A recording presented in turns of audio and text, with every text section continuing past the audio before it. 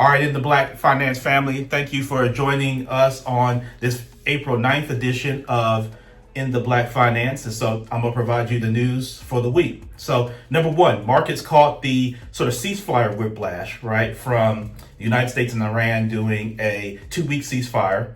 And so that's been the mood on the market. And so we're looking at what it means for oil and shipping. So oil dumped hard in the headline, but then rebounded as people begin to question what's real and what's durable. So when oil begins to flip like it is now, prices don't drop really clean. So you may not feel the relief right away, but you're definitely going to feel the volatility. And people are feeling that right now. Number two, inflation data. So the PCE inflation from February calculations showed inflation up 0.4% on the month of February, 2.8% year over year, right? So from last February to this February. And then spending, so consumer spending rose 0.5%, right? But then personal income fell 0.1%, and the savings rate dropped. So that's the brew that I talk about when I'm watching what people are doing is they're extracting from their savings and they're putting things on credit cards. That's what that signals. So if income isn't rising, but spending is, that's the quiet squeeze, right? So that's where credit cards start eating people up. So demand, if you're a small business owner, demand can look good, but your consumers, your customers are getting more price sensitive and more of that buy now and regret later. So watch your cash cycle right now. Number three, the Fed message. So San Francisco Fed President Mary Daly said that fundamentals are in a good place, quote unquote, but flagged the uncertainty from oil and inflation. The broader vibe from the Fed is don't count on fast relief if inflation stays hot, especially if energy risk is looming there in the background, right? So right now what we're seeing on the credit side is lenders are keeping underwriting tight while the Fed is cautious. You're going to win right now by being boring, right? So what is boring? Clean deposits, predictable cash flow, and documented revenue. So the more boring you are, the more opportunities that you're going to have. The more exciting you get, the less, right, in this current environment.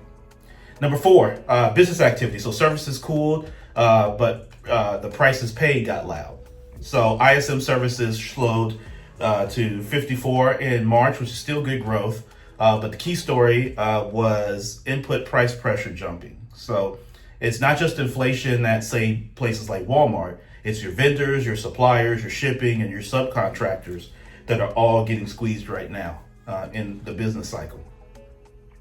Number five, so mortgage rates. So the 30-year mortgage was around 6.44% coming into this week, which is a small drop after you saw some climbing in rates over the last few weeks. So buyers are still feeling it. If you're shopping rates, shop lenders around, right?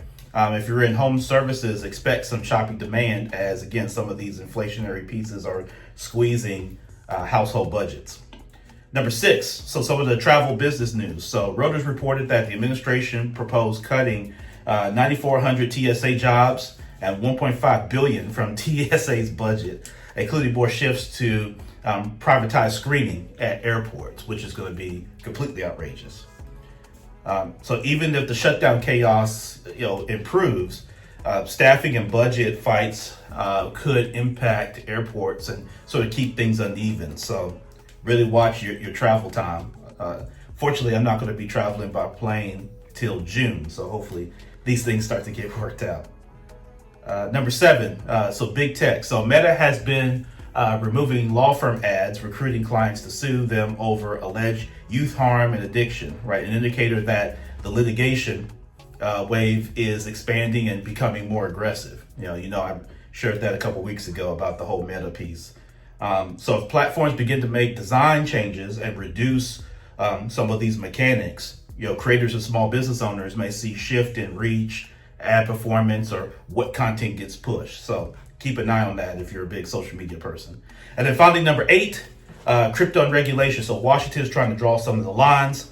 So Treasury Secretary Scott Bessent urged Congress to pass a federally digital asset framework, which is the Clarity Act, to bring regulatory clarity and keep crypto development in the United States The SEC leadership changes point to evolving enforcement priorities. So for everyday investors, here's the deal. Crypto is still a sort of rules in motion space, right? They're trying to figure out how to regulate it. So if you're in it, treat it like a risk asset, not like a savings account. There's your thing. A couple things to do this week before I close. So for households, right, run the squeeze test against your budget, right? So, if income remains steady, if income were to go down, if spending goes up, and decide what gets cut, right? So look at over the next 30 days, look at the previous 30 days, and then forecast over the next 30 days what may need to get cut to keep things going. Kill your revolving debt, right? So your credit cards, things like that, because with the volatility, be very careful with that. And then have a travel buffer, right? If you need to add a little bit more time if you're going to be traveling by plane, particularly depending on what market that you're in. So be mindful of that as well. For small businesses, look at your pricing, right? So think about that right now. You look at your cash, have your cash, conversion, right? So think about deposits, think about faster invoicing, think about shorter terms, right? And then borrow smart, avoid sort of, permanent revolving balances. If you need to borrow, maybe look at more fixed payment type stuff, term loans that has a clear payoff date. So that's the updates for the week. Let's get back to the conversation. Let's continue to build on this, what we're talking about today in the Black Finance.